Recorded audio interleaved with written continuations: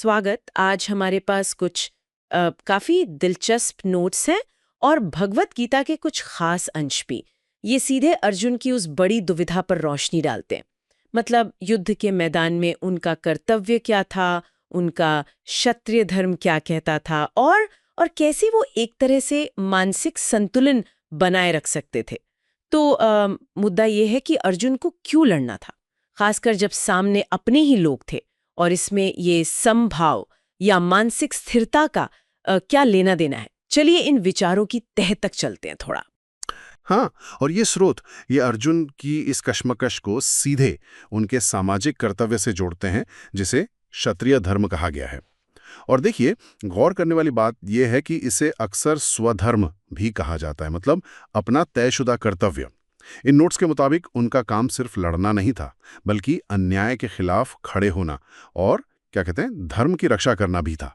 याद करें, उन्हें और उनके परिवार को तो अन्यायपूर्वक राज्य से निकाल दिया गया था ना। हाँ, यहीं पर गीता का अध्याय 2 श्लोक 38 वो बहुत महत्वपूर्ण हो जाता है। सुख दुखे समय कृत्वा लाभा लाभौ जया जयौ ततो युद्धाय युज्यस्व नैवं पापम अवाप्स्यसि। इसका सार है, मतलब सुख दुख लाभ हानि जीत हार इन सब में एक जैसा भाव रखो और फिर युद्ध करो। ऐसा करने से पाप नहीं लगेगा।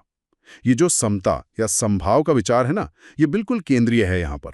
अच्छा, तो ये सुख दुख के समय कृत्वा वाली बात सुनने में तो बहुत आदर्श लगती है, पर कृष्ण अर्जुन को कर्तव्य निभाने पर इतना जोर क्यों दे रहे थे?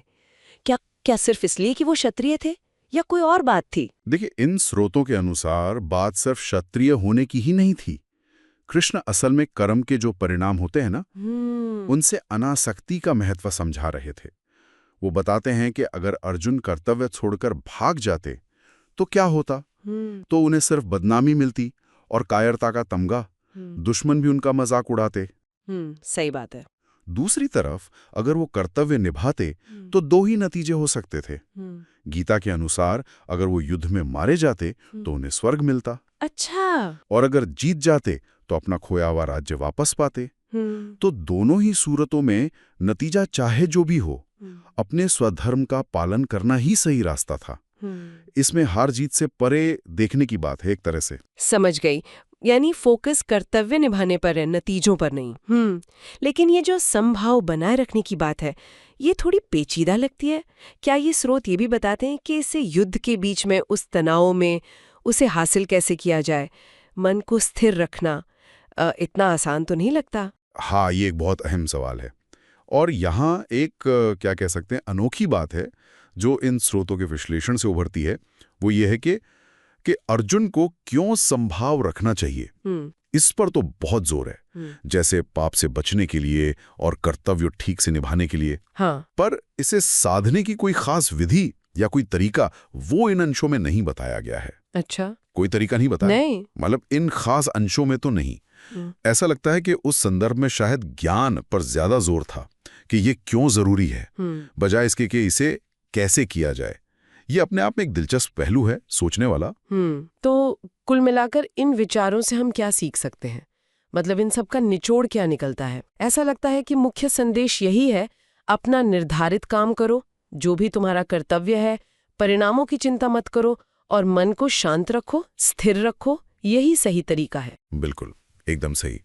और ये सिर्फ महाभारत के योद्धा अर्जुन के लिए ही नहीं है, ये हम सबके लिए सोचने वाली बात है। आज हम अपनी जिंदगी की जद्दोजहद में अपने जो भी कर्तव्य हैं उनको निभाते हुए ये मानसिक संतुलन, ये समभाव कैसे बनाए रख सकते हैं?